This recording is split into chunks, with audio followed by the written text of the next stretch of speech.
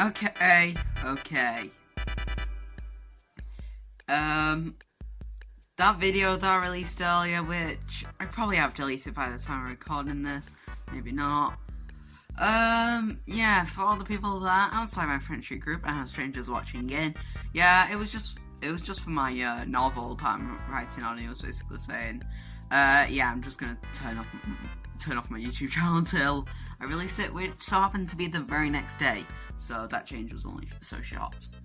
So yeah, just wanted to inform you of that. Yeah, there's not really else much to talk about. Hello, I am James. Bam. Wait, what on earth are you doing here? I'm here to give you DVD to review. That still doesn't answer my question. Do you have a reason of being here? Now can you please get out of my house? Take this! Ow! What the heck?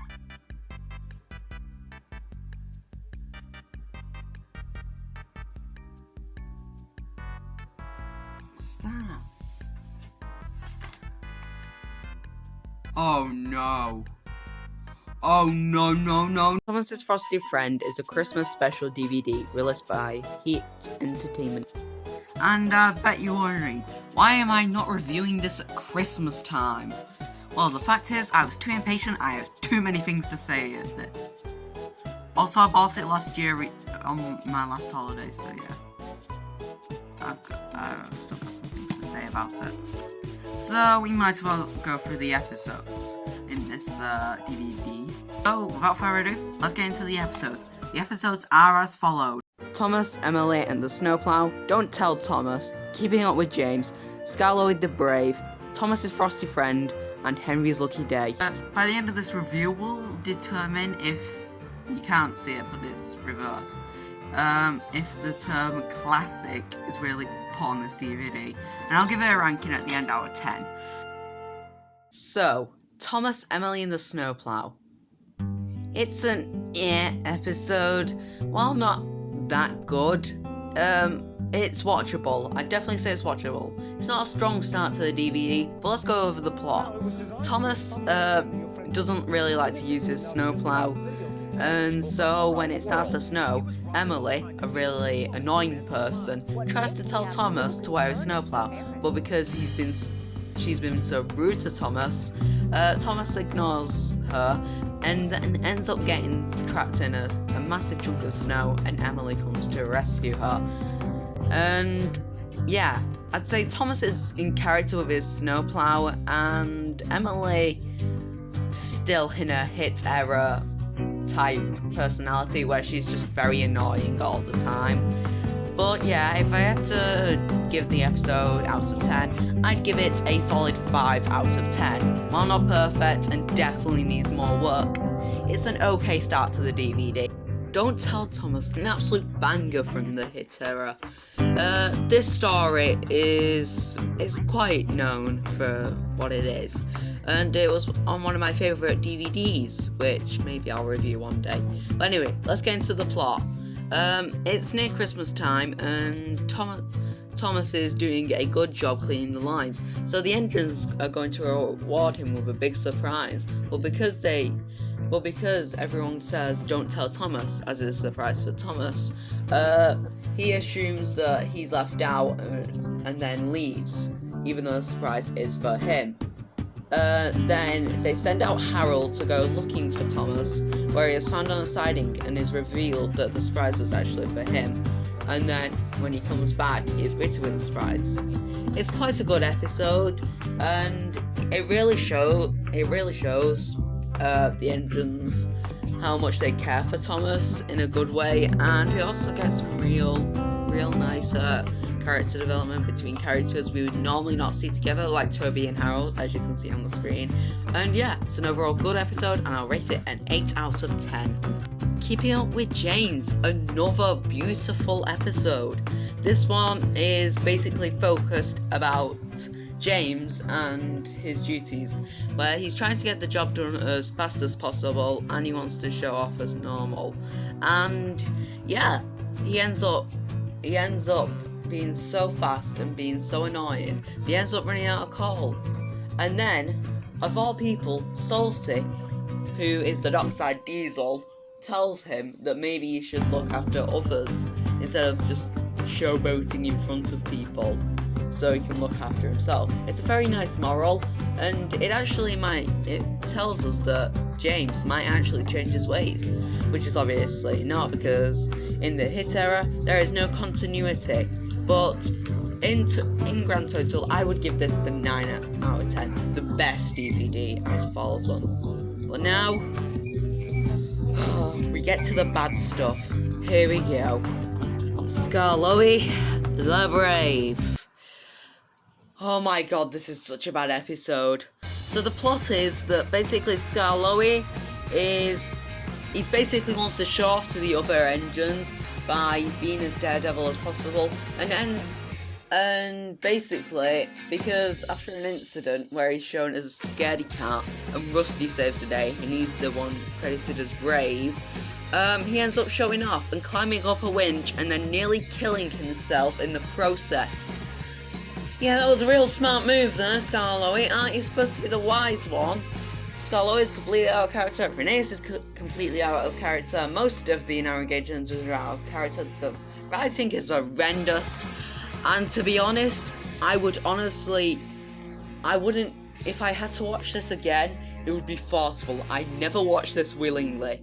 Like, oh, it's such a bad episode. A 2 out of 10. Thomas's Frosty friend. Why? This episode is practically one of the worst episodes to ever exist. I am so mad at this one, and the plot is so stupid and dumb. The plot is that Thomas is supposed to be doing something, and I can't remember what because I can't watch this bloody episode. But a floating snowman, gets attached to his buffers and chases him around Sodor, and he thinks that it's following him. And Thomas is an absolute dumb. He's so dumb that I could hit him with a hammer and he wouldn't even lose a single brain cell because there'd be none there. This is a bad episode. This is the worst episode.